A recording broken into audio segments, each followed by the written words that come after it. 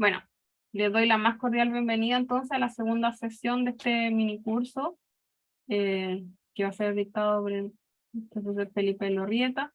El material ya fue enviado a sus correos, también está en la página web el que no lo recibió, y los libros también que le recomendó, que quedó pendiente la vez pasada de enviarles el título y todo, también se lo dejamos ahí según la recomendación de Felipe, ya es todo bajo su recomendación. Bueno, a todos les damos la más cordial bienvenida, a los estudiantes, profesores, colegas de otras universidades y de otros países. Y como expuso en el mes pasado el profesor Felipe, las preguntas pueden ser a medida que él vaya exponiendo, así que no hay problema con eso. ¿Ya? Felipe. Eh, ya, se ve la presentación, ¿cierto? Sí, se ve bien. Perfecto. Buenos días a todos. Buenos días todavía, sí, buenos días. Eh, Vamos a dar inicio entonces a la segunda clase del mini curso de análisis de series temporales y sus aplicaciones en R. Como decía Yolanda, yo ayer compartí el código y los datos que vamos a ocupar hoy día. Y bueno, ya están en la página de las 8, así que igual que la clase pasada, pueden descargar esos datos y el código para que vayamos, mientras yo voy hablando, ustedes vayan probando si los códigos les funcionan o no. Y también estoy atento a cualquier duda que tengan durante la clase. Eh, en esta clase vamos a, recordar primero que en la clase anterior vimos los modelos o los métodos más estándar de serie de tiempo. Vimos el modelo SARIMA, lo vimos con una aplicación en datos climáticos, datos de temperatura que tenían una clara estacionalidad y por lo tanto el modelo SARIMA funcionaba bien. Y también vimos los modelos de heterocedasticidad condicionada, los modelos GACH, que también son estándares para estudiar la variabilidad de serie de tiempo, particularmente en finanzas, que son, insisto, como métodos más estándares de serie de tiempo, que son los que se ven en cursos introductorios o cursos de econometría, por ejemplo. Hoy día vamos a ver cosas un poquito más avanzadas, que no necesariamente se ven en los cursos de la universidad, que tiene que ver con tres áreas particularmente. La primera, que es el análisis multivariado de serie de tiempo, con los modelos multivariados autorregresivos, donde tenemos entonces, vamos a estudiar la relación entre series de tiempo. Y de nuevo, la aplicación en este caso va a ser una aplicación en series de tiempo financiera. Además vamos a ver una aplicación en datos de salud, pero particularmente enfocado en estudiar cambios de tendencia debido a intervenciones que se hacen sobre los datos, es decir, cambios estructurales en una serie de tiempo, y con una aplicación en series de muertes por accidentes vehiculares. Y el último es una aplicación en datos astronómicos, donde vamos a estudiar eh, el periodograma y cómo se estiman los periodos en serie de tiempo, particularmente cuando los periodos son desconocidos. Y además tiene un doble desafío el dato astronómico porque los datos astronómicos son no observados regularmente y por lo tanto hay que buscar métodos para estudiar la estructura de correlación en series de tiempo que no se observan en periodos regulares. Así que esos tres tópicos vamos a ver hoy día, y vamos a partir entonces con el análisis multivariado de series de tiempo. Me fui para el otro lado. Eh, entonces, una introducción solamente al análisis multivariado, particularmente en finanzas, es que es esperable que los movimientos de precios en mercados, entre diferentes mercados, puedan estar relacionados, porque están impactados por las mismas variables económicas en el fondo. Y también dentro de un mercado, por ejemplo el mercado chileno, diferentes acciones pueden también estar muy relacionadas entre ellas. Entonces es esperable encontrar estructuras de correlación no solamente dentro de una serie de tiempo, que es lo que nosotros estudiamos en la clase pasada, sino que encontrar relaciones entre las series de tiempo. Y que si uno incorpora o ocupa como ayuda otra serie de tiempo para explicar el comportamiento de una, puede obtener un mejor resultado que si la serie solamente se autoexplica.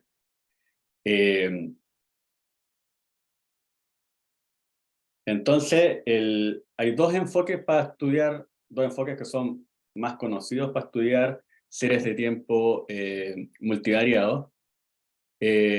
Uno es el modelo Aremax. El modelo Aremax, nosotros tenemos como variable respuesta, o estudiamos la estructura de la serie, de una serie que vamos a llamar IDT en este caso, y vamos a tener otra variable, una segunda variable, que va a ser una variable que vamos a considerar exógena. Y esa variable, vamos a ver cómo se relaciona con nuestra variable de interés, que es IDT. Y en ese tipo de modelos, modelo Aremax, existen muchos modelos, o muchas estructuras de modelos, dependiendo de si esta serie de exógena, o de esta variable exógena, está o no rezagada, por ejemplo. Entonces, entre los modelos más conocidos están los modelos de lag distribuido, donde la variable respuesta está en el tiempo t, pero la variable explicativa puede estar lagueada, o sea, puede estar en base a un polinomio, y por lo tanto se puede incorporar el efecto del mes anterior, de 2 meses anteriores, etc. El modelo autoregresivo de lag distribuido, donde las dos variables están lagueadas, tanto la serie que queremos estudiar como la variable exógena, y en este caso, entonces, lo que tenemos es que el modelo tiene dos, o nuestra serie se va a explicar por un efecto endógeno y también por un efecto exógeno. Tenemos el modelo Armax, donde además de tener la explicación endógena y exógena del fenómeno que estamos estudiando, además se incorpora un rezago en los ruidos, y esos son como los modelos más estándar, los modelos de distribuido y el enfoque Aremax. Después ya vienen cosas menos estándar, como los modelos de lag distribuidos racionales o las funciones de transferencia. Pero todo varía dependiendo de la estructura de rezagos que se ponga en la variable exógena o en la variable respuesta. Y por otro lado, tenemos los modelos VAR, los modelos multivariados autorregresivos, o Vector Autoregressive Models, de ahí viene la sigla VAR. También existe el VARMA, pero yo en esta clase particularmente voy a meter solamente con el VAR. Entonces, en el fondo, si ustedes miran la estructura que se ve en la ecuación, es una estructura autorregresiva. La única diferencia es que RDT aquí no es solamente un valor, o un escalar en el fondo, es un vector. Es un vector de valores de una dimensión de acuerdo al número de series que vamos a ocupar. Entonces, el modelo es autorregresivo, un autorregresivo estándar, pero RDT acá es un vector. Y el phi, entonces, no va a ser solamente un valor, sino que va a ser una matriz de valores. Entonces, en esta ecuación no queda tan claro cómo es esta estructura multivariada, por lo cual les voy a mostrar en la siguiente diapositiva cómo es la estructura más simple de un modelo VAR. Y la estructura más simple de un modelo VAR es el modelo VAR 1 bivariado, es decir, un modelo que se explica solamente por el lag anterior, por eso el orden 1 del modelo, pero además es bivariado porque considera solamente dos series de tiempo, ¿sí? Entonces el modelo VAR más simple es este. Tenemos un vector de dos valores, del retorno en una serie 1 y el retorno en una serie 2, explicado por el retorno en una serie 1 en el tiempo anterior y el retorno en una serie 2 en el tiempo anterior. Pero tenemos esta matriz de 2 por 2. Y esta matriz de 2 por 2 es una matriz de 4 parámetros, donde tenemos, si se fijan, tenemos dos parámetros que son el phi1,1 y el phi2,2, que son parámetros de autocorrelación, es decir, que explican la relación interna del retorno 1 y del retorno 2. ¿Sí? Explican el efecto endógeno entre estas dos series.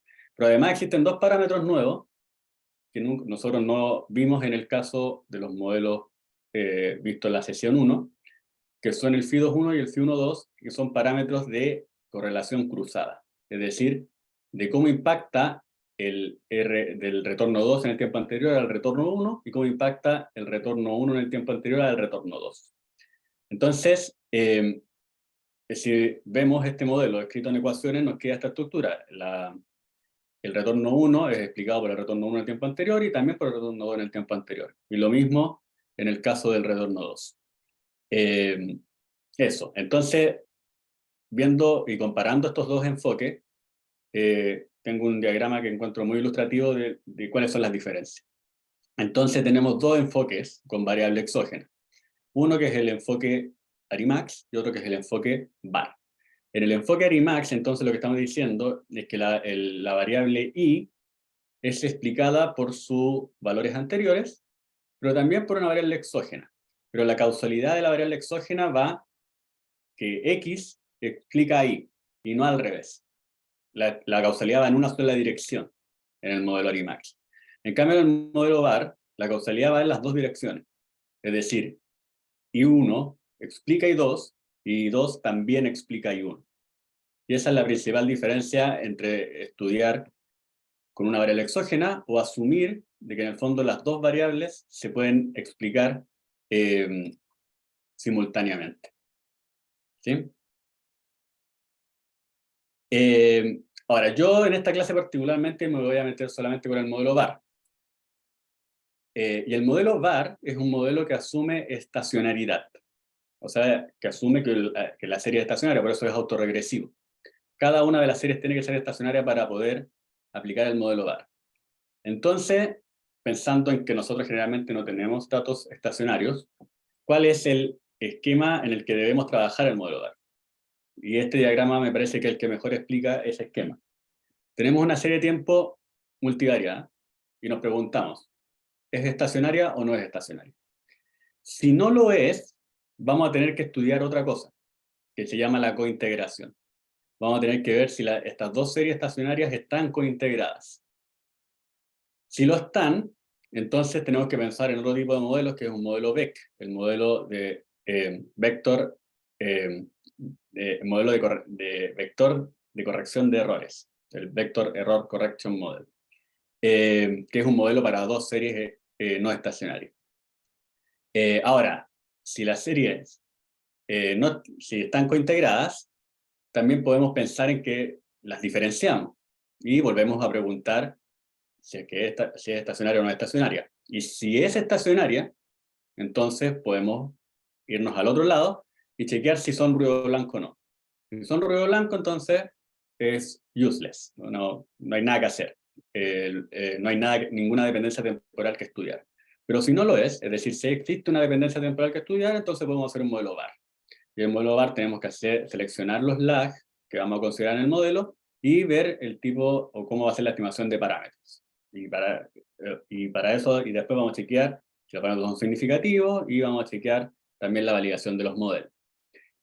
Además de hacer, cuando hagamos el modelo VAR, va a ser interesante estudiar, por ejemplo, la causalidad a partir del test de causalidad de Granger, y eso va para los dos casos, tanto en el caso de las series cointegradas, es decir, no estacionarias, y también para las series estacionarias que se pueden modelar por un modelo VAR. Entonces, pensando en la serie de tiempo financiera, los precios son series no estacionarias, generalmente, y por lo tanto nos interesa estudiar la cointegración entre los precios. Pero los retornos sí son estacionarios, y los retornos sí los podemos modelar a partir del modelo VAR. Y eso es lo que vamos a ver en el ejemplo que les compartí en R. Me estoy pasando siempre al otro. ¿Qué librerías vamos a ocupar para nuestro análisis? Estas son las 6 librerías que vamos a ocupar a lo largo de la clase, pero particularmente en el caso del modelo VAR, vamos a ocupar la librería VARS, que implementa modelos VAR, y también vamos a ocupar el paquete funit-roots, que es el que nos va a poder permitir chequear de nuevo si las series son integradas y por lo tanto tenemos que diferenciarlas o no. Y vamos a ocupar el LM-test, donde va a venir el test de causalidad de Granger. Para las siguientes aplicaciones ya vamos a ocupar otros paquetes como el StructChain, para estudiar estructuras de cambio estructurales, y también el ROSPER para estimación de periodos, y el paquete IAR, que nos va a permitir modelar series de tiempo, o explicar la dependencia temporal de series de tiempo irregularmente observadas. Xochitl, dime, Yolanda. Sí, es que hay una pregunta en el chat de Bastián Díaz y dice, ¿la variable exógena es necesariamente una serie de tiempo? Sí. En este caso, en el caso de los modelos Arimiax, la variable exógena tiene que ser una variable que también esté medida en el tiempo, y en los mismos tiempos que la variable respuesta. ¿sí? Tanto en los dos casos, tanto en el caso Arimax como en el caso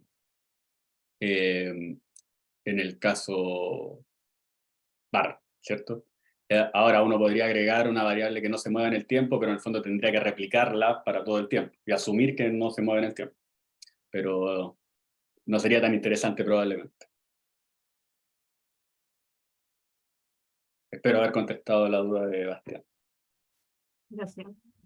Ya, entonces en nuestro análisis multivariado voy a ocupar la serie del precio de cierre diario de las acciones de Parque Arauco y de Mall Plaza en la Bolsa de Santiago entre el 3 de julio de 2019 y el 29 de julio de 2023. Son estas dos series las series de precios, y si ustedes las miran detenidamente, se parecen. O sea, la primera impresión que nos da es que se parecen. Tienen aquí un cerrito que también ocurre acá, la caída también ocurre, aquí se aumenta, disminuye, se generan más o menos las mismas fluctuaciones, ¿sí? Entonces, mirándolas solamente, sin hacer ningún análisis más que el análisis visual de la serie, se parecen. Ahora tenemos que estudiar la relación, y siguiendo el esquema que les mostré antes, vamos a tener que estudiar como primera cosa la cointegración. ¿Qué significa que dos series de tiempo sean cointegradas? Vamos a decir entonces que, primero, para que dos series sean cointegradas, ambas series por sí solas tienen que ser integradas. Es decir, ambas series por sí solas no son estacionarias y al diferenciarlas se vuelven estacionarias. Esa es la definición de un proceso integrado. Entonces, si tenemos dos procesos integrados, xt y et, vamos a decir que son cointegrados si existe un parámetro alfa cualquiera, que haga que esta relación sí sea un proceso estacionario. En términos prácticos, esto significa que si yo hago un modelo de regresión lineal entre IDT y XDT, los errores de ese modelo son estacionarios. Ojo, que no son ruido blanco. No necesito que sean blancos, solo necesito que sean estacionarios. Para decir entonces que estas dos series son cointegradas. Entonces, ¿cómo vamos a chequear esto? Primero, tenemos que chequear que ambas series son integradas. Después, o sea, tenemos entonces el test de red unitaria para eso, y vamos a chequear que ambas están integradas. Y luego vamos a estudiar si UDT, el test de red unitaria sobre UDT. Entonces, vamos a hacer el test de unitaria acá, y vamos a decir, si rechazamos el test, entonces XDT y IDT están cointegradas. Si rechazamos la radio unitaria, en el fondo, y eso significa que este proceso va a ser estacionario, y si no la rechazamos, significa que estas series no están cointegradas. Es decir, no existe una relación entre estas dos series que garantice que el error de esa relación sea un proceso estacionario.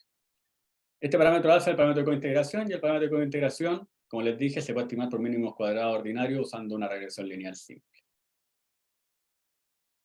Así que lo primero que tenemos que hacer, y eso es lo que está en el codiguito del R, es que vamos a implementar el test de Dickey-Fuller de nuevo para chequear que ambas series son integradas.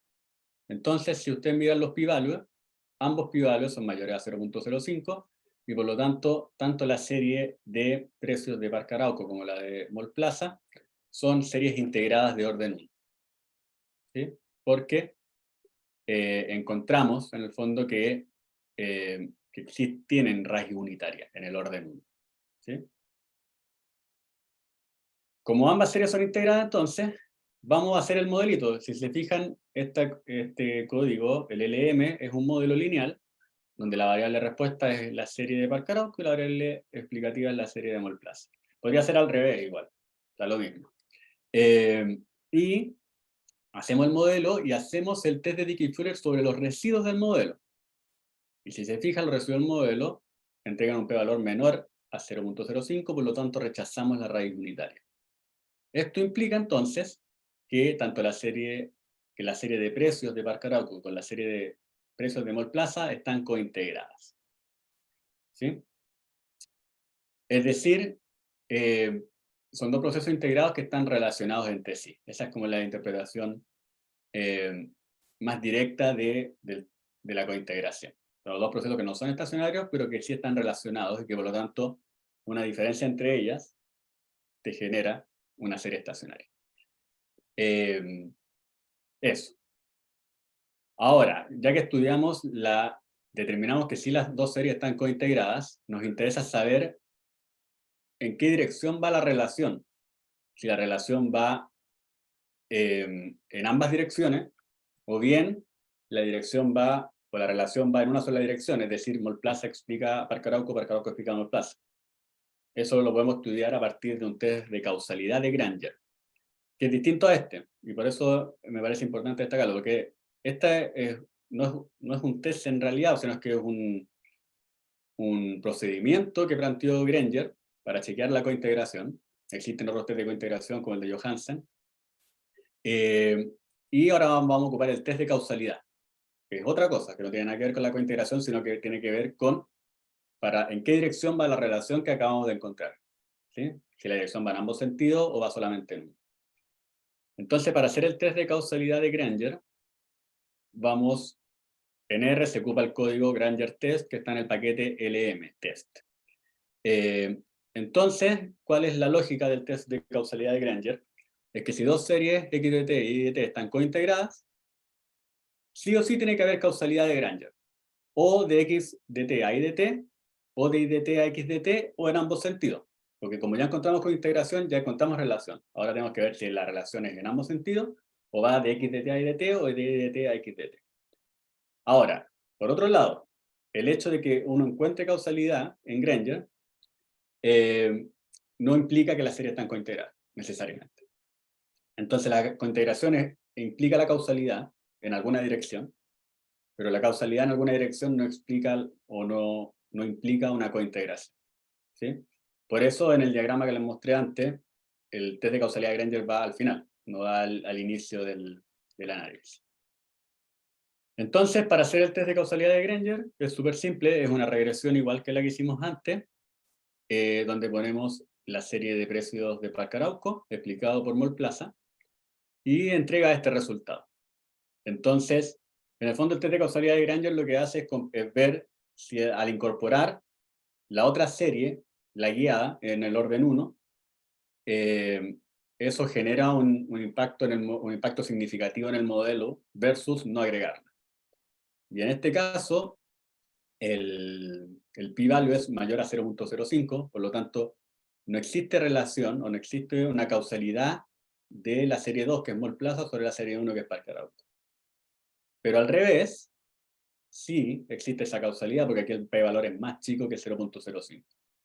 Por lo tanto, en base al test de causalidad de Granger, lo que estamos encontrando es que Parque Arauco explica Mall Plaza, pero Mall Plaza no explica Parque Arauco. En términos, ojo, de los precios.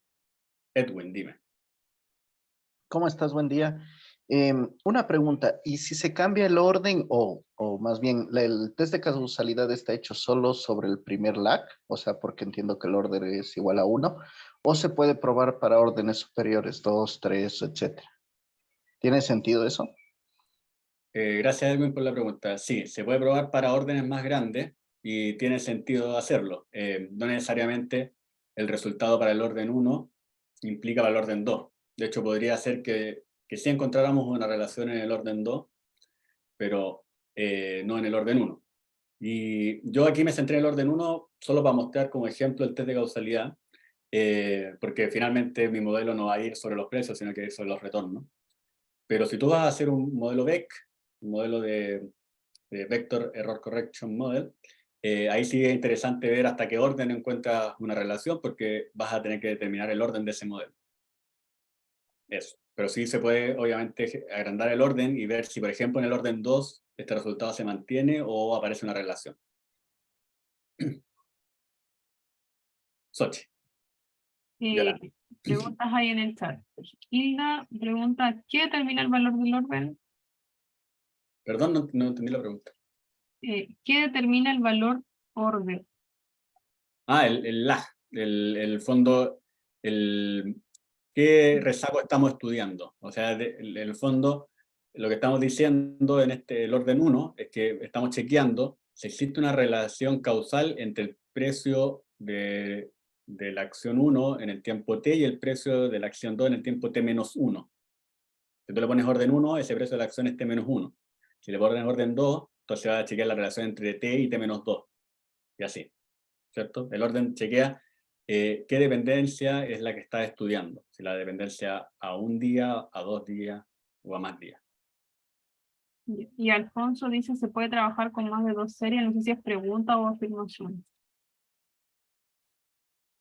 Se puede trabajar con más de 2 series. Ahora, el test de Granger es un test bivariado, o sea, tú tienes que poner una en relación a la otra. El test de cointegración, o el procedimiento de cointegración también es de 2. Entonces, si tú tienes más de 2, tienes que chequear de pares. Ya. Chequear la cointegración entre 1 y 2, entre 1 y 3, entre 2 y 3.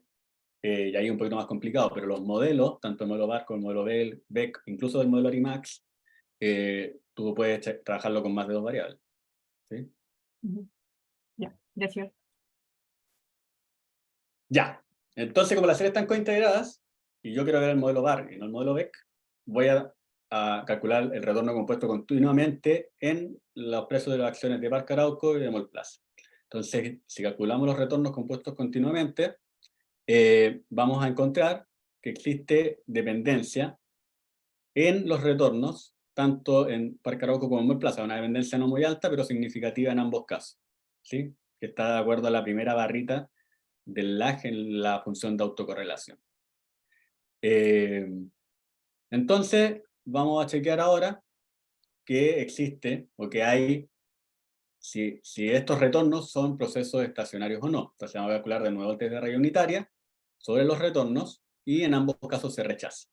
Por lo tanto, aquí ya estamos en el otro caso del diagrama que les mostré antes, donde sí las series son estacionarias y por lo tanto nos vamos al otro lado. Ahora, igual voy a estudiar la causalidad de Granger para ambos casos, tanto para el caso del retorno explicado por el retorno 2, o sea, es decir, el retorno de Parque Arauco explicado por Molplaza y también el retorno de Molplaza explicado por Parque Arauco. Y en ambos casos encuentro, a diferencia de los precios, en los retornos sí encuentro que la causalidad va en las dos direcciones.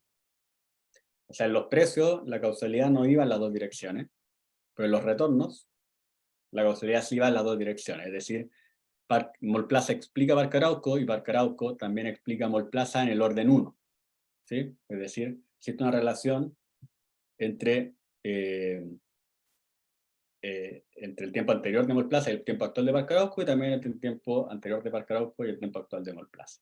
Ambas relaciones son significativas de acuerdo al test de Granger. Por lo tanto, tiene mucho sentido ajustar un bar y no ajustar un Arimax, porque un Arimax tendría más sentido ajustarlo si es que alguna de estos dos valores no fuera significativo y por lo tanto solo nos interesa estudiar el efecto de una sobre otra. Como el efecto va para las dos direcciones, entonces necesitamos un modelo donde ambas series se expliquen simultáneamente, como un modelo bar. ¿Sí? Eso. Entonces, para estudiar la relación, porque ahora encontramos que existe una relación causal que va en las dos direcciones, pero para estudiar cuál es la relación que existe entre estas dos series, vamos a calcular una nueva función que es la función de correlación cruzada. Y aquí en la correlación cruzada es importante diferenciar las correlaciones entre dos series, entre dos tipos. Una es la correlación contemporánea, o la correlación de lag cero, es decir, la correlación de una serie con otra no rezagada, es decir, ambas en el mismo tiempo, que es exactamente lo mismo que la correlación de Pearson, ¿sí? La correlación entre una serie y otra. Y está la correlación cruzada, que es la correlación entre una serie, pero otra lagueada, otra rezagada en un tiempo anterior. Y esta correlación cruzada, es importante notar que a diferencia de la autocorrelación, no es simétrica en torno al cero, y por lo tanto, la relación de la serie 1 sobre la serie 2 no es exactamente igual que la relación de la serie 2 sobre la serie 1. Por eso aquí va a ser importante estudiar tanto el caso en que una serie esté en el futuro de otra, como el caso inverso. Y también es importante destacar que la función de correlación cruzada es solo útil cuando las series, o va a estudiar relaciones de series estacionarias. Por lo tanto, necesitábamos que la serie fuera estacionaria para poder implementar la función de correlación cruzada. Porque si las series no eran estacionarias, lo único que podíamos hacer era chequear que eran cointegradas y chequear en qué dirección iba esa causalidad. Ahora, si las series son estacionarias, yo puedo estudiar la correlación cruzada y por lo tanto tengo otro valor más que analizar al momento de estudiar la relación entre dos series. Y como estamos en el caso de serie estacionaria, entonces no tenemos problema. Edwin, dime. Perdón, otra vez te interrumpo, disculpa. Si la serie no es estacionaria, ¿la podemos convertir en estacionaria a través de alguna transformación, no sé, tipo logarítmica o diferenciando la serie y trabajando con una de las series diferenciada? Claro, de hecho eso fue lo que hicimos en este ejemplo. Teníamos dos series que no eran estacionarias, pero que las diferenciamos y nos dieron dos series estacionarias. Es decir, en el fondo pasamos de dos series no estacionarias a dos series estacionarias, que eso es lo que uno hace cuando calcula el retorno. En el fondo el retorno no es nada más ni nada menos que la diferencia de los logaritmos. Entonces tú estás diferenciando la serie, y esas series si son estacionarias, entonces ahí sí puedes estudiar la estructura de correlación cruzada. Y implementar el modelo VAR, que también es un modelo para series estacionarias. Eso. Espero haber contestado la duda. Entonces, la función de correlación cruzada nos entrega este resultado. Tenemos el lag 0, que es la correlación contemporánea entre ambas series, es decir, las dos series en el mismo tiempo. Y después tenemos la relación para lag positivos, que si se fijan en la fórmula que yo puse aquí arribita, significa que el retorno 1 está en un tiempo futuro al retorno 2, es decir, encontramos relación de orden 2 entre el retorno 2 y el retorno 1 en un tiempo futuro. En otras palabras, el retorno 1 en un tiempo t más 1 está explicado por el retorno 2 en el tiempo anterior, y también el retorno 1 está explicado por el retorno 2 en dos tiempos anteriores. Ahora, en este caso particular, se ve más o menos simétrica, no necesariamente va a ser simétrica, y también encontramos una relación en el otro sentido, es decir, en el sentido donde el retorno 2 está en el tiempo futuro al retorno 1, y también encontramos una relación de orden 2. ¿Sí? Por lo tanto, eso nos hace pensar de que más o menos deberíamos plantear un modelo que incorporara una relación de orden 2 en el modelo, ¿sí? Y en ambas direcciones de nuevo.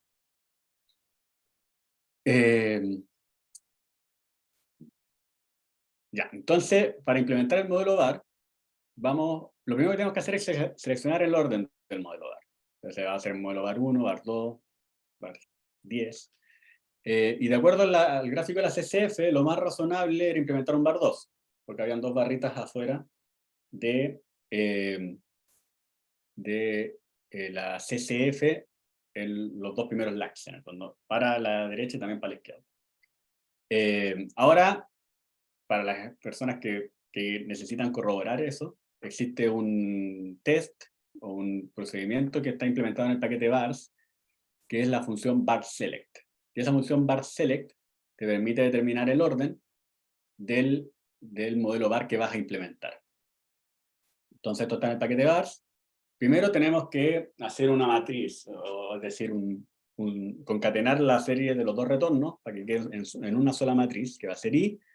Y después vamos a hacer el VARSELECT de I sobre esta matriz bivariada, matriz de dos columnas, y vamos a hacer VARSELECT sobre I. Uno pone type none, y type none significa que no vamos a agregar ningún elemento determinístico a este análisis. No agregar tendencia, ni un drift, ni una estacionalidad determinística, nada.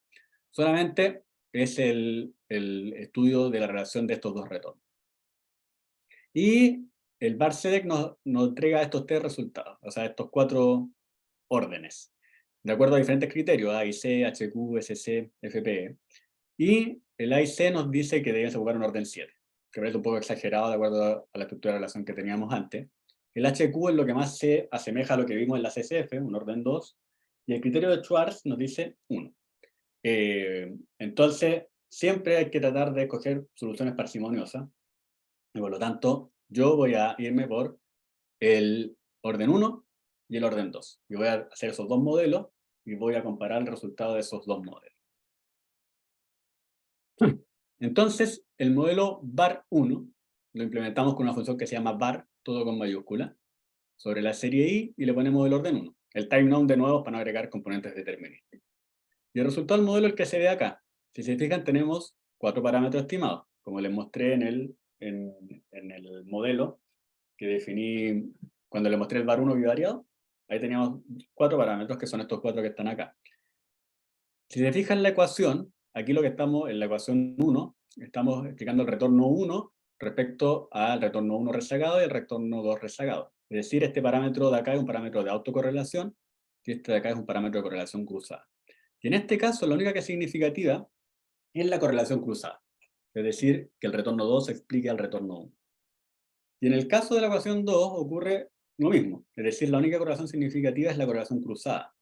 Es decir, que el retorno 1 explica al 2. Esas son las dos relaciones que encontramos significativas en este modelo, ¿sí?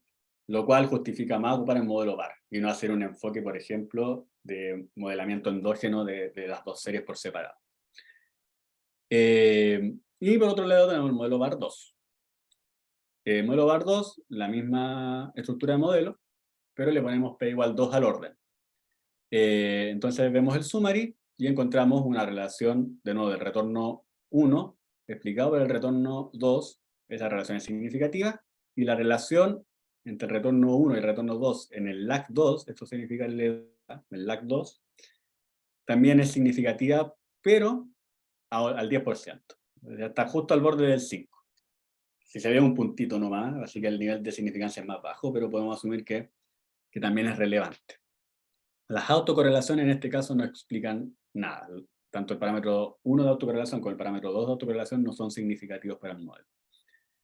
Y en el modelo 2, el modelo del retorno 2, explicado por los retornos, por el retorno 1 rezagado en 1 y en 2, y también retorno 2 rezagado en 1 y en 2, de nuevo, encontramos que los únicos parámetros significativos son los parámetros de correlación cruzada, de orden 1 y orden 2, y los parámetros de autocorrelación, que en el fondo sería el retorno 2, L1 y el retorno 2, L2, ambos son no significativos. Entonces, en ambos casos, los dos modelos nos están diciendo que los parámetros que más pesan son los parámetros que explican la relación cruzada, y no los parámetros que explican la autocorrelación. Ahora la pregunta es, ¿cuál de los dos modelos vamos a quedarnos? Yo aquí en la diapo no alcancé a poner los A y C, pero el A y C del modelo VAR 2 era más chico que el del modelo VAR 1. Entonces, ya con bondad de ajuste, nos dice la bondad de ajuste de que debiésemos coger el modelo VAR 2.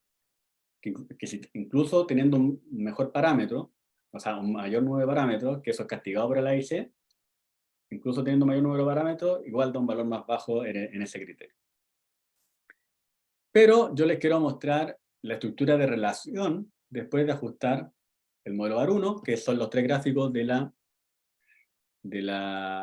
esta diapo, los gráficos de arriba, y los gráficos de abajo, que son la estructura de relación de los residuos del modelo VAR 2. Entonces tenemos aquí la estructura de relación de los residuos del modelo VAR 1, la estructura de los residuos del modelo VAR 2.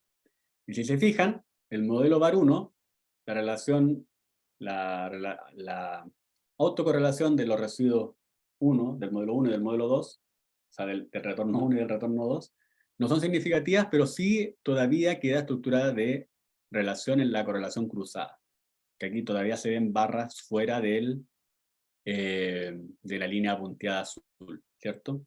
Entonces, la autocorrelación está explicada por el modelo VAR 1, pero la correlación cruzada de orden 2 es la que no alcanzó a ser explicada por el modelo VAR 1. Y el modelo VAR 2 sí tiene una estructura de autocorrelación que no es significativa en los errores, y tampoco la correlación cruzada es significativa en los errores. Sí es significativa la correlación de orden 5, pero eso implica hacer un modelo de orden más grande y que haya muchos parámetros no significativos. O sea, ya sabemos que por lo menos la relación cruzada hasta el orden 4 no es significativa para nuestro modelo VAR 2.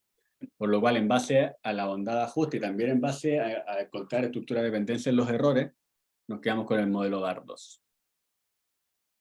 Y finalmente, vamos a ver el test de Box-Young sobre los residuos del modelo VAR 1 para ambas series, y también sobre los residuos del modelo VAR 2 sobre ambas series. Y si se fijan, el modelo VAR 1 todavía en la serie 1 rechaza el test de Box-Young para los lag mayores a 10. Entonces, igual no explicamos toda la dependencia temporal a partir del modelo VAR 1. Ahora, si nos vamos al VAR 2, sí, el test de Box-Young no se rechaza para ninguno de los primeros 20 lag, ni para la serie 1 ni para la serie 2.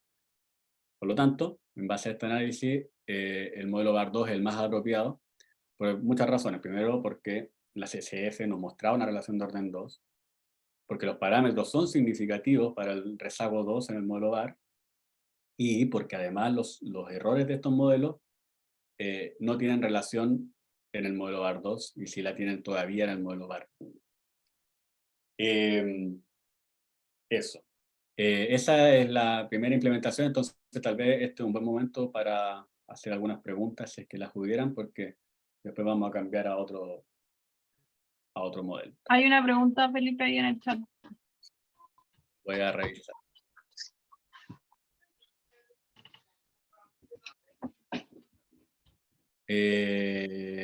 Bastián, esa ya la contesté. Valeria, ya esa te la. No, la última, Darinka.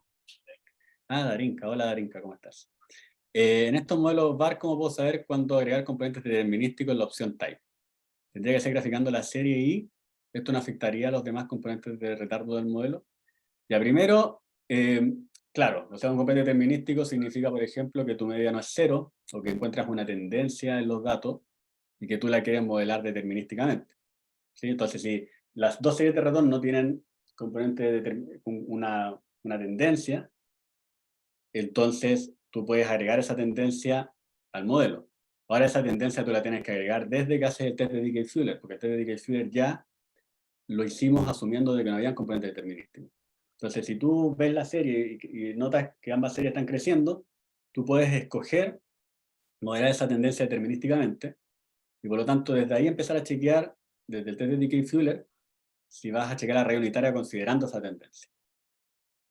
Pero eso, claro, tienes que verlo en los datos. Si ves un nivel, por ejemplo, que la media no es 0, eso lo puedes agregar determinísticamente, o ver un cambio en la media, donde la media va creciendo, eso lo puedes chequear visualmente y decidir modelarlo determinísticamente. Ahora, claro, en un modelo univariado, por ejemplo, teníamos la opción de la ARIMA. En el modelo VAR no tenemos la opción del VARIMA. Entonces, ahí sí que si vemos un cambio en tendencia y queremos hacer un VAR, vamos a tener que modelar esa tendencia de manera determinista. Pero Oiga, profe, Darín, pero lo siento, pero esa tendencia tendría que modelarse como por serie, así como primero el retardo 1, después del retardo 2, porque si tienen relación, obviamente van a tener una tendencia positiva, o sea, similar me refiero. Entonces no sé si es mejor hacerlo por separado o se hace después cuando uno hace el segundo modelo o cuando uno resta la serie. En el modelo VAR, esa tendencia es la misma para las dos. ¿Sí? Es como agregar un beta 0 más beta 1T antes de las matrices. Entonces, es la misma pendiente y el mismo intercepto para las dos series. ¿Sí? Ya. Tú haces el T univariado, ahí sí que vas a tener que agregar, se agrega la estructura determinística por separado. Ya, entiendo. Gracias. Gracias, Darinka. Saludos. No sé si hay alguna otra duda.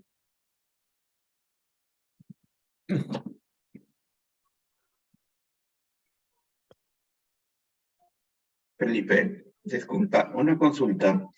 ¿Los errores van analizando univariantemente o independientemente? O acá multivariado ya no. Sí. Los errores en este caso particular los analicé en el caso de si tienen una relación endógena, es decir, si tienen una autorrelación, y también si tienen una relación entre ellos. Así que los analicé univariadamente y también bivariadamente, como que fueran una estructura conjunta con la CSF. Y de hecho, en la CSF es donde más se nota que el modelo VAR 1 no explica toda esa dependencia cruzada que tenían, y sí lo hace el modelo VAR 2. Ok, gracias.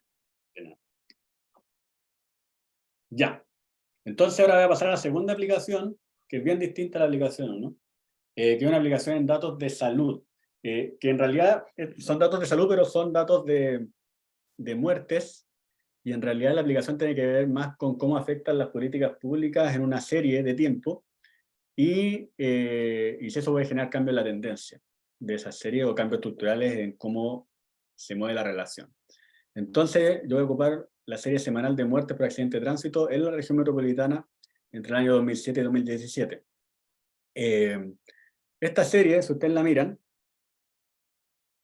se ve un cambio estructural. Yo veo un cambio estructural. Existe una media más o menos constante hasta cierto punto, y después como que empieza a decaer esa media. Ahora, vamos a ver que todo esto tiene una explicación y vamos a tratar de encontrar ese punto de cambio también. Así que esta percepción que yo le estoy dando la vamos a tratar de corroborar a partir de un método para detectar cambios estructurales. Pero antes de eso, quiero introducir el concepto de series de tiempo interrumpidas, o ITS, Interrupted Time Series.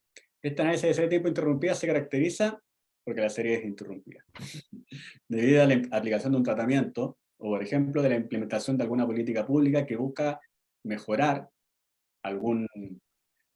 el nivel de muertes, en este caso, que teníamos por accidente de tránsito. Entonces uno aplica una política pública y espera que bajen. Entonces hace una intervención sobre los datos, y después de un tiempo uno espera que se refleje ese cambio. Se refleje ese cambio con un cambio de nivel, con un cambio de tendencia, o con un cambio de nivel y tendencia, que son los tres gráficos que se ven acá. Entonces, teníamos una tendencia creciente, y hicimos una intervención, y eso generó un aumento, pero con la misma tendencia. O solo se generó un cambio de tendencia, o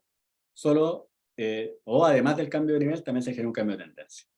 Entonces, el modelo de serie de tiempo interrumpida son modelos que modelan este cambio. Ahora, ¿cuál es el problema que tienen estos modelos? El problema que tienen estos modelos es que ese punto de intervención uno generalmente no lo conoce. O sea, uno sabe cuándo se implementó la política pública, pero no sabe cuándo empezó a generar impacto esa política pública. Y por lo tanto, ese punto de intervención es el punto que uno tiene que determinar. ¿Cuándo se produce el breakpoint? ¿Cuándo se produce el cambio estructural? Generalmente ese cambio estructural es desconocido. Hay casos donde puede ser conocido, pero en la mayoría de los casos uno no sabe cuándo se produce el cambio estructural, y hay que encontrar el punto donde se produce el cambio estructural. Después de que uno encuentra el punto, el modelamiento ya se vuelve un poquito más sencillo de hacer. Entonces, contexto antes de meternos en el método para detectar cambios estructurales. Esta es la muerte de accidente de tránsito en la región metropolitana, que se mantenía a un nivel más o menos estable durante... Esta serie partía en 2007 y se mantuvo más o menos un nivel estable durante varios años. Entonces, se implementó en el año 2014, particularmente el 17 de septiembre del 2014, la ley Emilia, que es una ley que aumentaba las penas a las personas que generaran accidentes por estar conduciendo bajo los efectos del alcohol, por ejemplo, bajo algún efecto o de manera irresponsable en el fondo. Y lo que queremos hacer en este ejemplo es estudiar el impacto de esta ley Emilia y ver si esta ley Emilia produjo un cambio en el número de muertes por accidentes de tránsito en la región metropolitana, para analizar si esta ley impactó realmente en la serie de muertes por accidentes de tránsito de la región metropolitana. Vamos a usar entonces el modelo de ITS, o de Interrupted Time Series. Y para ocupar ese modelo, lo primero que tenemos que hacer es chequear si existe un cambio estructural. Ahora, el momento en donde se implementó la ley Emilia es en la línea rojita que está acá, que es septiembre del 2014, los datos que estamos ocupando. Entonces, para detectar cambios estructurales o detectar puntos de quiebre o breakpoints, vamos a ocupar primero el paquete de R que se llama struct change. El paquete de R que se llama struct change tiene una función que se llama fstats, que en el fondo va chequeando a partir de un estadístico F, en el fondo, si existe cambios en la media. Y genera un gráfico de todos los valores de este test F para los distintos instantes de tiempo, ¿sí? Y después, sobre esa distribución de estadísticos del test F, vamos a estudiar si existe algún breakpoint. con la función breakpoints sobre la salida de lefstats. Y ahí, si uno muestra el resultado de breakpoints, nos dice lo siguiente, que existe un breakpoint en el punto 435, y que ese punto corresponde a la semana 19 del año 2015. Olvidé decir que la serie era semanal. Entonces, la ley Emilia se implementó el septiembre del 2014, que es más o menos la semana 38 del año 2014, y el punto de quiebre que detecta el breakpoint ocurre la semana 19 del año 2015, es decir, más de 6 meses después de que se implementó la ley, el método está detectando un cambio. Este método de breakpoint tiene un parámetro que es el fondo de la ventanita que va a ocupar para decir que existe el quiebre, y uno puede agrandar o disminuir la ventanita. Entonces uno agranda la ventana en el fondo, perdón, si disminuye la ventana, puede encontrar más puntos de quiebre, pero siempre agregándose a este. Entonces el valor por defecto en este caso nos entregó un puro punto de quiebre. Uno podría encontrar más puntos de quiebre, pero este va a ser el primero, o el más significativo de todos los puntos de quiebre que encontró. Así que nos quedamos con este. Y el punto de quiebre que encontró está marcado en azulito, que es el que está acá. Y si ustedes se fijan, no sé qué tanta imaginación tienen, yo lo veo, veo más o menos un cambio en la media después de la línea azul y antes de la línea azul. Se ve un cambio estructural en la serie. Pero bueno, eso también lo vamos a chequear a partir de otro modelito. O sea, tenemos ya que este método de breakpoint detecta este punto de quiebre. Lo detecta en la semana 19 del año 2015. ¿Cómo vamos a chequear si este cambio estructural ahora es significativo? Vamos a hacer una regresión con cambio estructural. Es decir, tenemos una serie de tiempo de largo n que tiene un cambio estructural en el instante t, que es el instante que ya encontramos con el breakpoint. Y vamos a asumir que tiene una tendencia, insisto, uno podría estudiar los 3 ejemplos que yo mostré antes, el cambio de nivel, cambio de tendencia o el cambio de nivel y tendencia. En este modelo que tengo acá, estamos diciendo que existen las dos cosas, tanto cambio de nivel como cambio de tendencia. Entonces teníamos un intercepto y una tendencia hasta el instante t, y después del instante t tenemos otra pendiente con otro nivel. ¿Sí? Y ese es el modelo que se puede representar matricial de esta manera. Entonces, ahí hay que estimar 4 parámetros, el intercepto y la pendiente antes de la intervención y después de la intervención. Nos generan esos 4 parámetros. Ahora, yo podría, por ejemplo, solamente sacando esta columna y dejando la primera con puros 1, hacer solamente un cambio en tendencia, o borrando la última y dejando aquí todas las tendencias, hacer un cambio en nivel. Este modelo es el que incluye los dos, tanto cambio en nivel como cambio en tendencia. Entonces, para ajustar el modelito, vamos a ocupar el siguiente código. Primero, los datos son frecuencia, son número de muertes. Como son números de muertes, lo más razonable es hacer un modelo Poisson. El modelo Poisson se aplica en R con GLM. Entonces vamos a hacer el GLM, familia Poisson, sobre la serie. Y vamos a agregar este cambio en tendencia, que lo vamos a poner como T dummy y T 1 menos dummy. Aquí vamos a dejar el intercepto tranquilo. Vamos a decir que el cambio se produjo solamente en la tendencia, no en el nivel. Y si hacemos ese modelito, nos entrega esta estimación. Nos entrega primero que el nivel es significativo, y después que la tendencia antes de la intervención es significativa y que la tendencia después de la intervención también es significativa. Por lo tanto, son distintas, ¿sí? Porque si estuviéramos con la misma tendencia, no encontraríamos un efecto significativo en este cambio.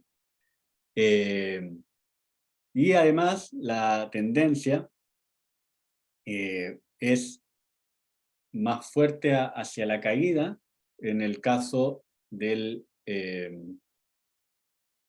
después de la intervención que antes. O sea, caía más lento antes de la intervención que después de la intervención, porque el parámetro está más lejos del 0 en el negativo. ¿Sí?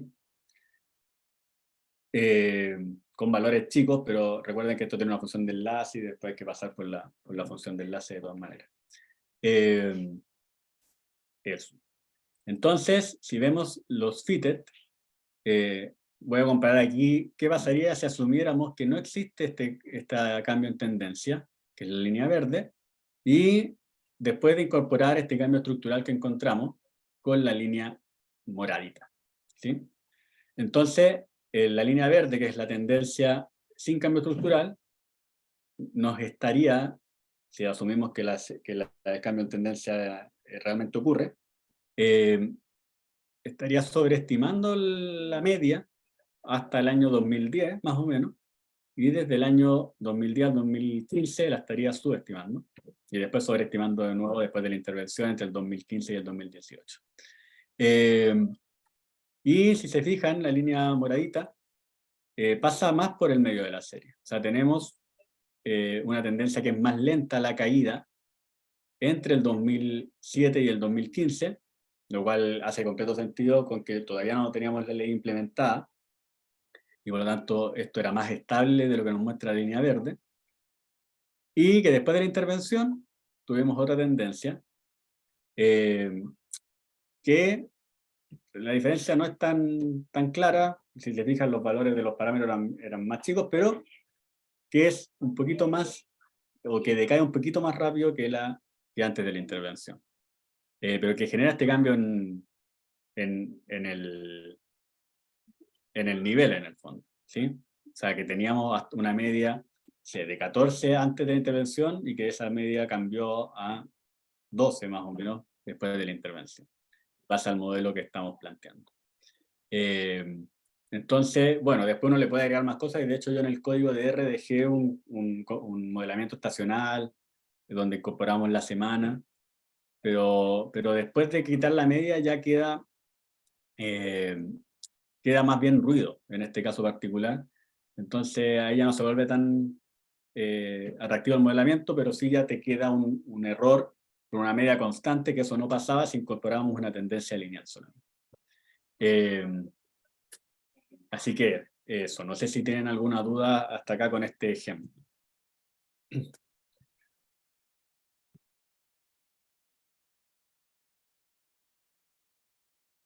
Ver el chat. Hay una pregunta que dice, ¿eso no podría estar influenciado por otros tratamientos que se han aplicado en simultáneo? Emiliano, no sé si quiere hablar. Emiliano. Hola, buenas tardes a todos. Disculpe, Felipe. Claro, porque, por ejemplo, yo sé que en el 2015 se dejó de aplicar la política Daylight Saving Time, DST, la política de cambio de hora. Y hay evidencia en papers de que esa política, por ejemplo, puede generar externalidades como más accidentes de tránsito. Entonces mi pregunta es, acá nosotros estamos atribuyendo que todo el cambio estructural se debe a la política que ocurrió, ¿cierto?, a finales del 2014, más allá de que el breakpoint nos dio como 6 meses transcurridos del 2015. Entonces mi pregunta es, ¿hay forma de poder asegurarme que el cambio estructural se debe exclusivamente a esa política? Si es que en simultáneo yo sé que ocurrieron otras cosas, como te comentaba lo del cambio de hora. Muchas gracias por el comentario, Emiliano. Bueno, efectivamente, claro, tal vez fui un poquito atrevido al decir que o sea, si me hice entender de que esto se debía sobre la ley de Emilia, claro, puede haber sido un poquito atrevido. En el fondo lo que nosotros estamos haciendo con el método es detectar un cambio en el 2015, en la semana 19. O sea, ese cambio ocurrió. Y lo que yo quise poner como antecedente es la ley de Emilia. Podrían efectivamente haber otros antecedentes como el que mencionas tú, que estén explicando este cambio, ¿sí? O sea, claro, el objetivo de la clase es más bien decir de que tenemos un método que nos permite detectar estos cambios. Y claro, ahora... Después hay que ver formas más finas de aislar ese cambio, las posibles razones, las causalidades en el fondo. Exacto. Habría que ver efectivamente si con otro tipo de análisis, si es que el efecto se debe a esta ley de Emilia o si pueden haber otros efectos como el que dices tú. Así que esto solamente nos está diciendo que existe un cambio estructural 2019, en la semana el 2015 en la semana 19, y claro, después hay que ver cómo cómo explicar ese cambio estructural de manera más acertada. Súper, perfecto. Gracias, Felipe, muy amable. De nada, Emiliano. Eso, insisto, aquí yo quería mostrar como ejemplo el tema de cambio estructural, de cómo podemos modelar la tendencia de los distintos cambios, que generalmente se hace con una regresión. Existen otros métodos para cambios estructurales abruptos, pero generalmente lo que se hace es hacer una regresión que se interrumpa, como dice el modelo de serie de tiempo interrumpida, en ese punto y después tenga otra tendencia después. Y bueno, después uno puede agregar cosas más endógenas, explicando la serie por sí misma, etc.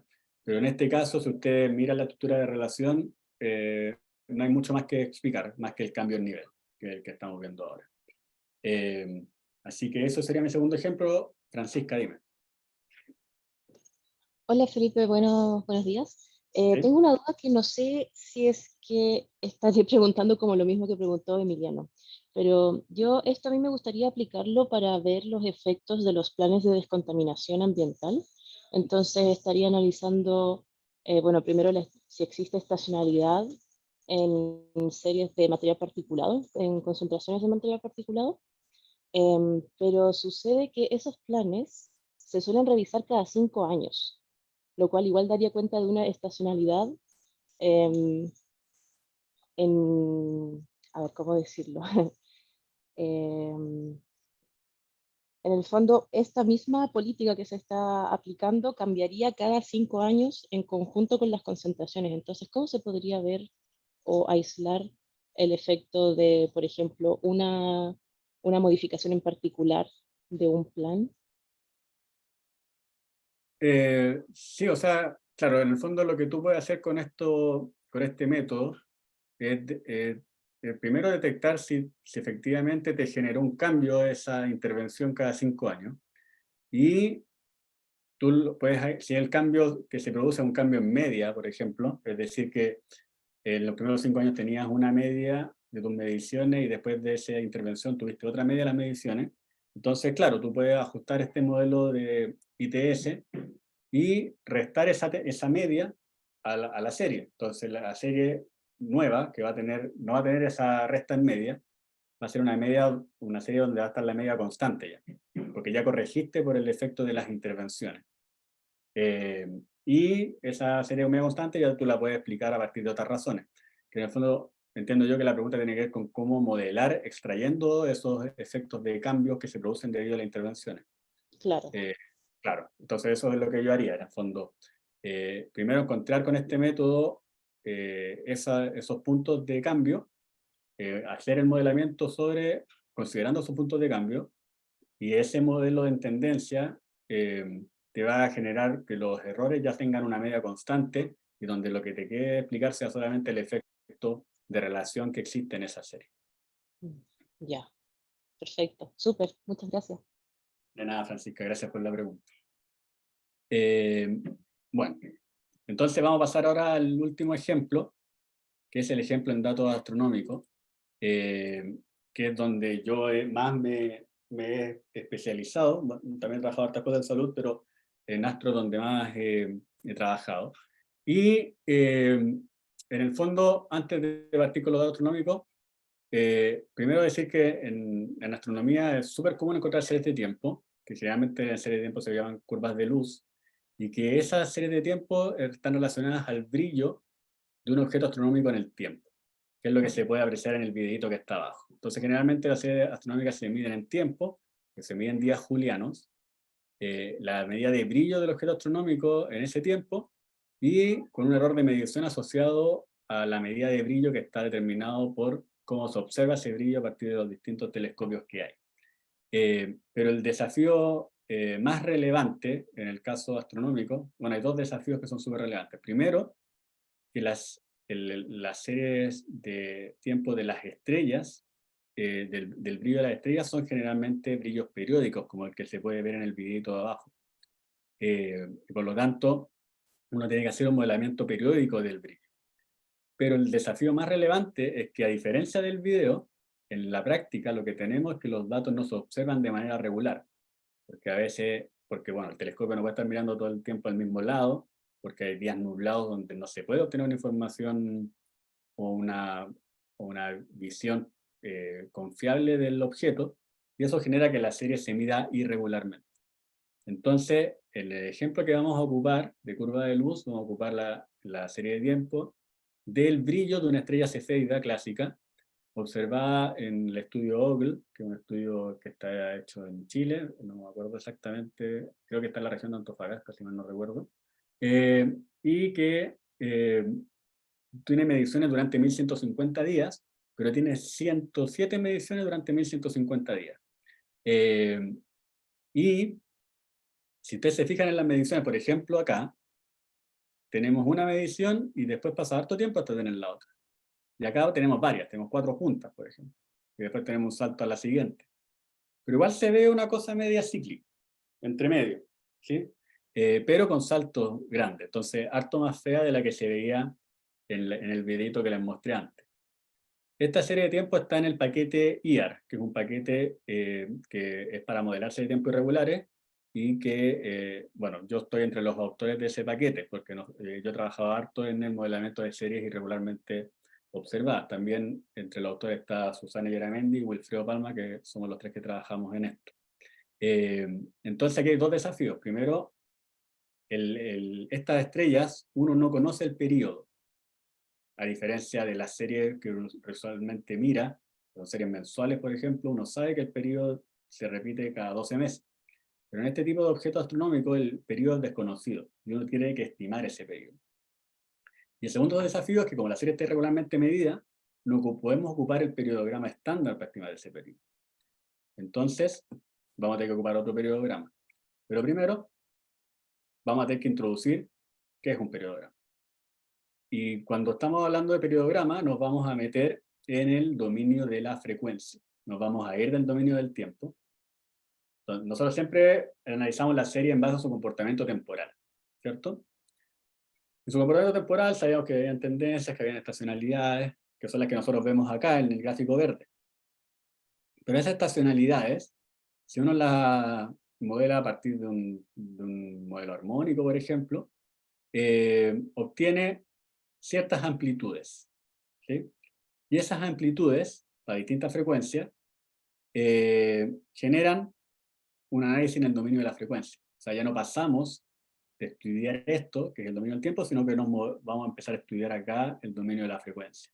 Y vamos a estudiar el tamaño de la amplitud de ese modelito armónico que estamos haciendo, y este cambio de acá a acá es el que se hace a partir de la transformada discreta de Fourier. Entonces, desde ahora, esto obviamente nos interesa porque esto es lo que queremos estudiar, pero para determinar cómo modelar bien esto, vamos a tener que pasar por acá, por el análisis de dominio de la frecuencia.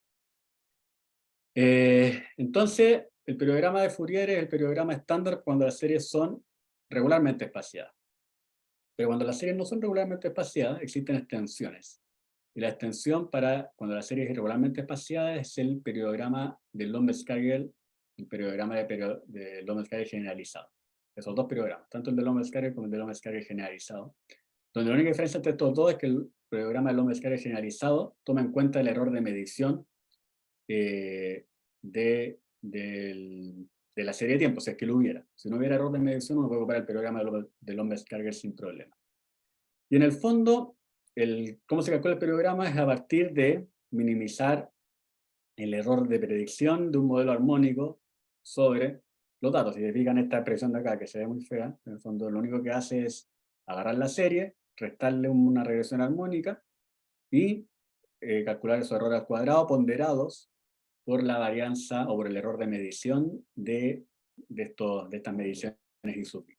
Y después se calcula el periodograma corrigiendo en el fondo el valor de este chi cuadrado que obtenemos acá por el modelo no restringido.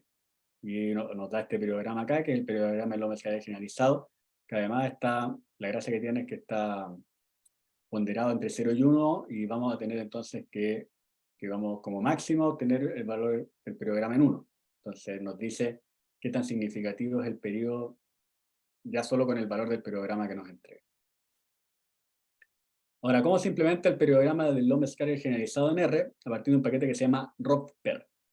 El paquete ROP-PER, en mi opinión, es lejos el mejor paquete para estimar periodos en R, porque existen otras formas de estimar periodos en R, pero el paquete Rosper tiene todos los periodogramas, partiendo por el de Fourier, el estándar, pero también pasa por el Lomé-Skagel y por el Lomé-Skagel generalizado, y por otros tipos de periodogramas también, que no voy a ahondar en esta clase. Entonces, es un paquete bien completo en términos de estimación robusta de periodos. Así, por eso se llama Rosper el paquete, porque es estimación robusta de periodos.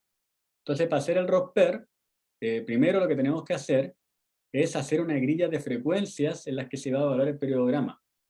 Y eso ya difiere de los periodogramas estándar, como el que se obtiene con la función periodogram de R, por ejemplo,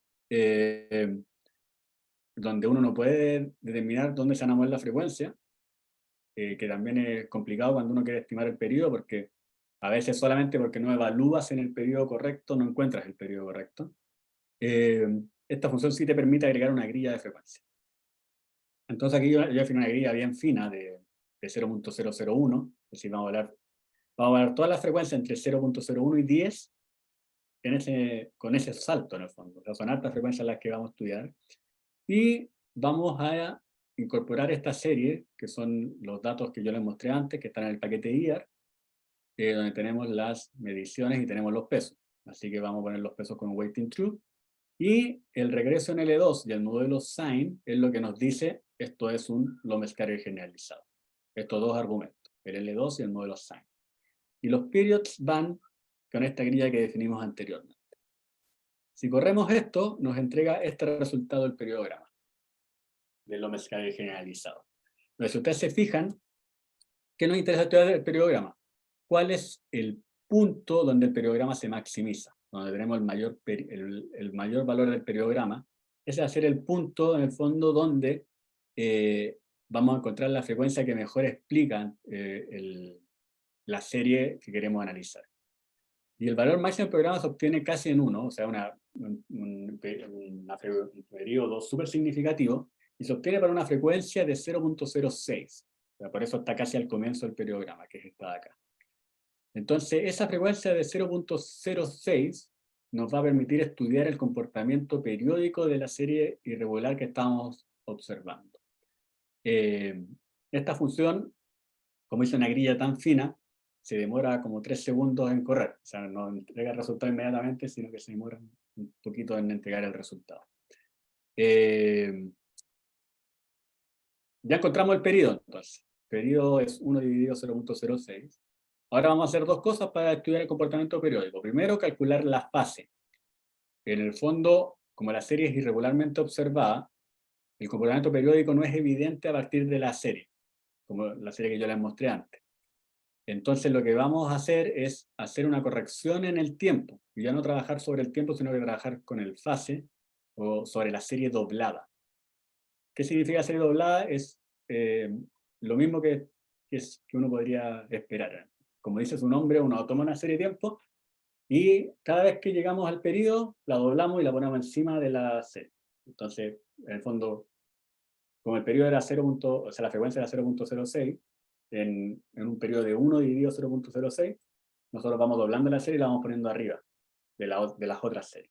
Y ese doblez que vamos generando nos va a ir rellenando los puntos de la serie para ver el comportamiento periódico max de manera más clara. Y para hacer esa corrección, lo único que tenemos que hacer es esto. Tenemos el tiempo, tenemos un T0, el periodo, y lo restamos por la parte entera de eso, y eso nos va a dar la fase. Ahora, el paquete IAR de R tiene una función para obtener la fase y poder hacer el grafiquito de la serie doblada en su periodo. Y además vamos a hacer el modelamiento armónico, que en el fondo implica agregar la frecuencia que obtuvimos con el periodograma y hacer esta combinación lineal de senos y cosenos que nos va a permitir modelar ese comportamiento estacionario. Entonces, el resultado va a ser el siguiente.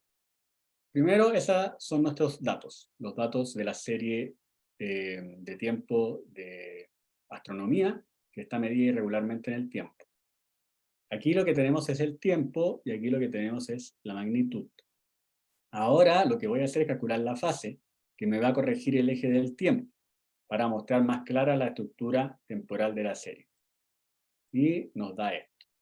Si se fijan, son las mismas magnitudes, pero aquí estamos en la fase, entre 0 y 2. O sea, esto está en 2 periodos, para estudiar el comportamiento estacional completo. Si se fijan, aquí es súper evidente el comportamiento estacional que tiene la serie, ¿sí? Que aquí no era tan claro. Si nosotros doblamos en el periodo que estimamos con el periodograma, que además entrega un pic gigante, eso también nos dice que la serie es periódica en el fondo. Esto también nos dice y nos muestra explícitamente con los mismos datos que efectivamente la serie es periódica cuando uno la observa en la fase y no en el tiempo. Se ve claramente el comportamiento periódico. Y entonces vamos a hacer el modelamiento armónico y voy a mostrar el modelo armónico aplicado acá y el modelo armónico aplicado acá. Y nos da esto. El modelo armónico aplicado a los datos, sobre la línea roja sobre las líneas negras, o sea, da muy bien el modelo, que está explicado con 4 componentes del modelo armónico, y aquí tenemos la curva doblada, pero con el ajuste armónico. Y si se ven, el ajuste pasa bastante bien por sobre la sinusoide que se genera en el modelo, ¿sí? Que si bien esto no es una sinusoide clásica de un seno, que es como sube a la misma velocidad que baja, sino que esto sube más lento de lo que baja, ¿sí? Así que por eso necesitamos agregar más componentes en el modelo armónico. Entonces la pregunta que tenemos ahora es, ya, este es el modelo armónico. El modelo armónico se ve que ajusta bien, pero me interesa saber si los residuos de este modelo tienen estructura de correlación o no. O sea, si yo expliqué toda la estructura de correlación con mi modelo armónico, o me quedó alguna estructura de correlación que tengo que explicar a partir de otra forma. En el caso de la serie observada regularmente, existe el test de Box-Young o existe el modelo autorregresivo, que nos permiten chequear de que no hay estructura de correlación. Pero no estamos en una serie de tiempo observada regularmente. Entonces, no existe un test de Box-Young para serie de tiempos irregularmente observada. Y el modelo autorregresivo tampoco existe explícitamente, o no considera explícitamente estas diferencias distintas de tiempo, ¿sí? Entonces, nosotros propusimos otro modelo, que es el modelo irregular autorregresivo, que en el fondo incorpora explícitamente estas diferencias en los gaps, o en los saltos de tiempo. Entonces, esto es una extensión del modelo AR. De hecho, si los saltos son regulares, este es el modelo AR. Y además también es equivalente al modelo CAR, que algunos también lo ocupan para esto mismo, que es el modelo continuo autorregresivo. La única diferencia entre el modelo IAR y el modelo CAR es que el modelo CAR asume que los tiempos son continuos y por lo tanto uno observa en todo instante de tiempo, y el modelo IAR asume que si bien el proceso es continuo, uno solo observa valores discretos de ese proceso continuo. Y este modelo, al igual que el modelo autorregresivo, estándar, es un modelo que es estacionario y que no necesitamos incorporarle ningún supuesto, salvo la restricción en que el parámetro tiene que ser menor a 1. Entonces, bajo la misma idea de nuevo, si el parámetro es 0 de este modelo, entonces estamos diciendo que no existe dependencia temporal en los datos y por lo tanto, pues, a partir de esa manera podemos chequear de que los residuos del modelo armónico que ajustamos antes son blancos, ¿sí? Entonces vamos a ocupar el modelo IAR para chequear que los residuos del modelo son blancos. Entonces cargamos el paquete IAR y la función del paquete IAR que permite hacer el ajuste o la estimación del parámetro es la función IAR-logLeak. Le damos los valores que son los residuos del modelo armónico, le damos los tiempos y hay que decirle que la serie no tiene varianza 1. Como la serie no tiene varianza 1, hay que ocupar este parámetro como false, el standardized. Y nos dice que el valor es muy chico y muy cercano a 0. Ahora, eso no significa necesariamente de que el valor no sea significativo. Así que vamos a tener que aplicar un test para chequear que ese valor es 0, pero la diferencia es que este test no funciona como los tests que veíamos en el caso regular, sino que aquí mientras más chico sea el p-valor, significa entonces que va a haber menos estructura de relación. Y en este caso el p-valor nos da 0, lo cual implica que este valor efectivamente nos está diciendo de que no existe estructura de correlación para los residuos del modelo armónico que ajustamos. Eso lo obtenemos a partir de la función IARTEST, donde tenemos de nuevo los datos, la serie, tenemos que agregar la frecuencia del modelo armónico, y el modelo que hicimos y todo eso. Y esta función nos genera un gráfico. Y en ese gráfico uno analiza, o uno puede ver si efectivamente el modelo encuentra que esa relación o ese parámetro es más chico que series con ruido o no. Que eso es lo que uno hace en este test, en el fondo. O sea, en el fondo lo que hacemos en este test es comparar una serie de ruido blanco con otras series que no lo son. Entonces uno tiene que chequear que ese parámetro es más chico cuando tenemos el ruido blanco. Entonces aquí es solamente para explicarles cómo interpretar este test. Hay dos ejemplos. El ejemplo 1 es el ejemplo que acabamos de ver. Y el ejemplo 2 es otra serie donde nos pasa el supuesto en el fondo de que los errores son blancos en los residuos. Y en este gráfico, que el gráfico que entrega la función IARTEST, se nota la diferencia entre una serie donde los errores sí son blancos y el punto está muy abajo, que es esta, que es el ejemplo que vimos nosotros, y por eso este valor está tan chico, porque está muy en la cola izquierda de la distribución. En el otro ejemplo, el punto está dentro de la distribución.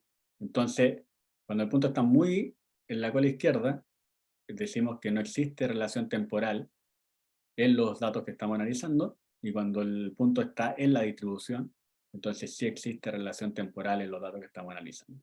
Entonces, el ejemplo que nosotros estamos viendo, que es el ejemplo de la cefeíta clásica, el ajuste armónico explica toda la dependencia temporal, y eso lo pudimos chequear a partir del modelo IAR, que nos permite determinar si existe una dependencia temporal significativa en ese tiempo. Y además, además del modelo IAR, esto lo podemos corroborar volviendo a calcular el periodograma. Si volvemos a calcular el periodograma sobre los residuos del modelo armónico que ajustamos, nos da esto.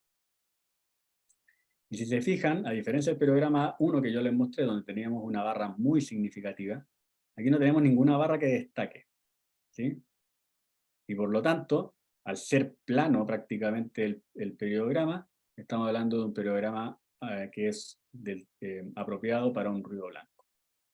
Los periodogramas de los ruidos blancos son constantes. Eso. No sé si tienen alguna duda respecto a esta aplicación.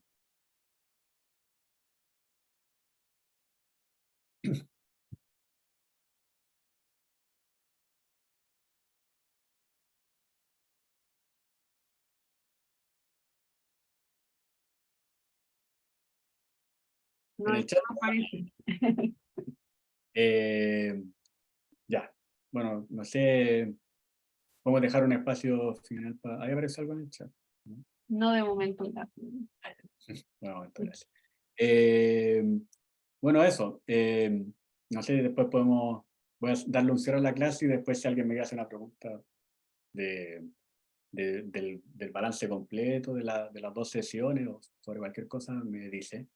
Pero aquí ya, con este ejemplo ya cerramos los 3 ejemplos que yo iba a mostrar hoy día, que el ejemplo en multivariado, el ejemplo en salud y el ejemplo en astro, con sus distintas variaciones.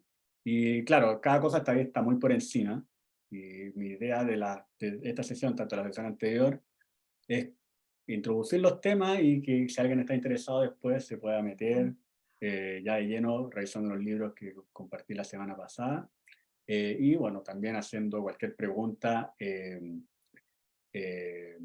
a mí, que me pueden contactar por correo o también viendo los videos, etc.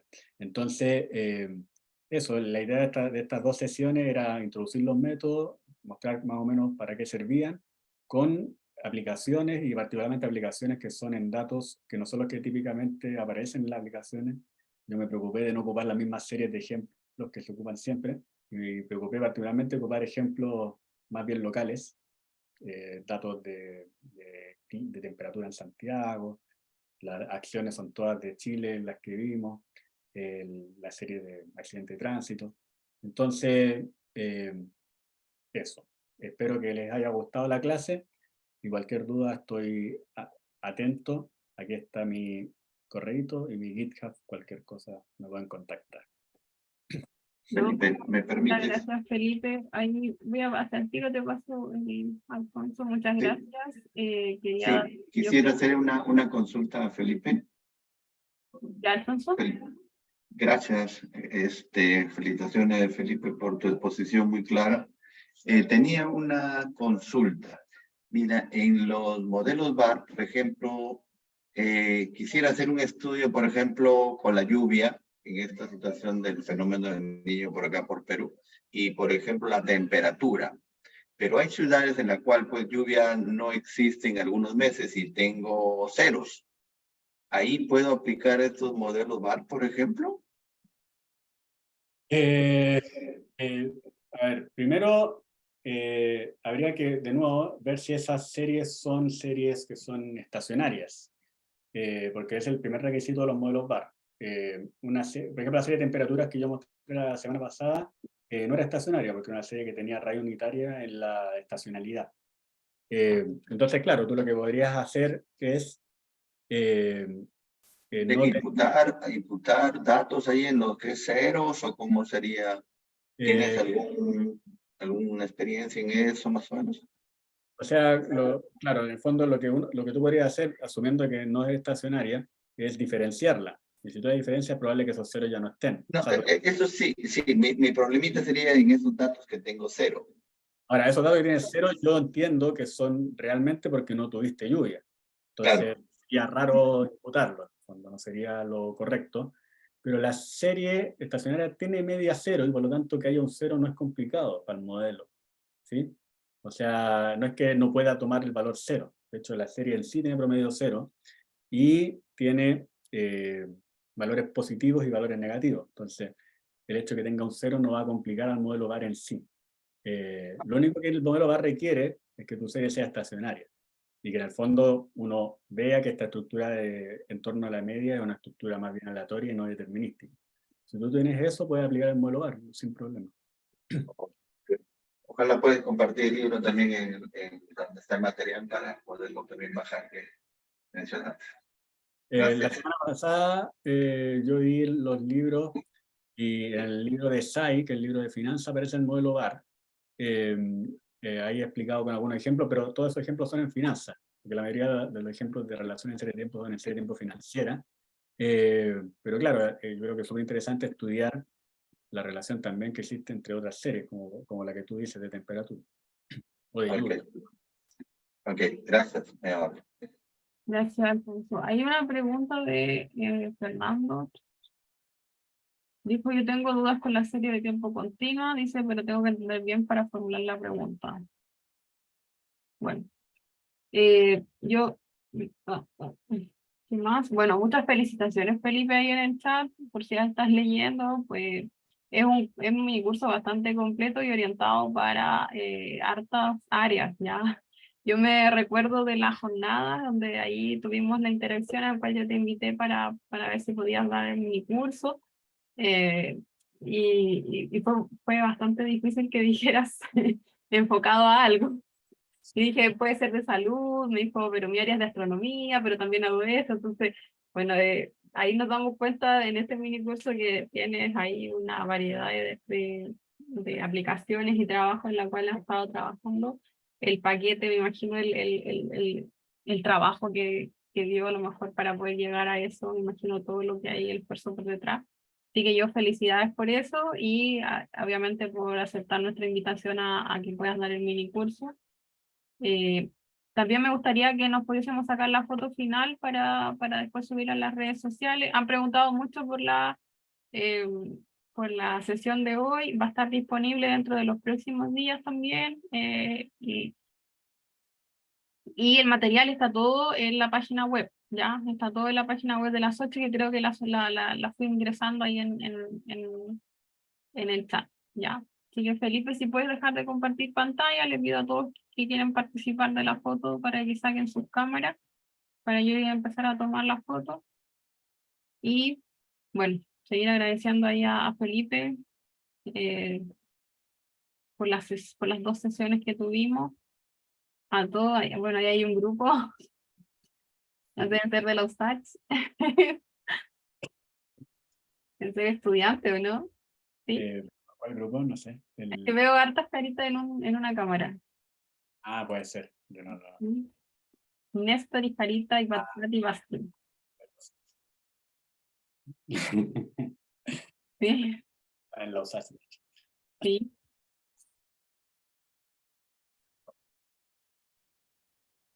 Vamos a esperar un ratito más para ver si alguien más tenía.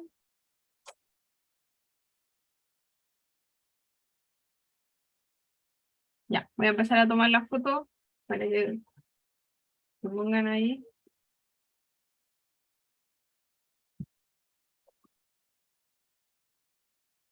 Ya, ahí salió una. Bueno, y a todos los que nos siguen en las redes sociales, bueno, ahí vamos siempre difundiendo todo de las actividades que vienen, de las actividades que tenemos. Así que, para que estén ahí. Sobre los certificados que me han preguntado, bueno, la información está también en las redes sociales, en la página web.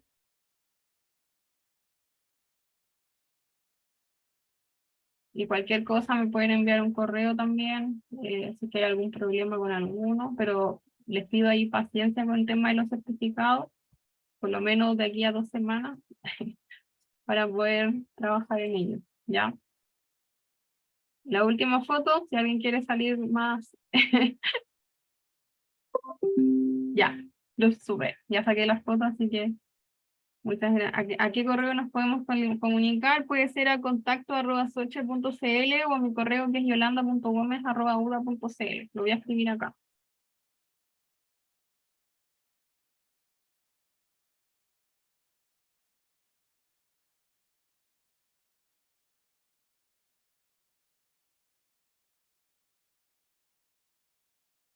Ahí está.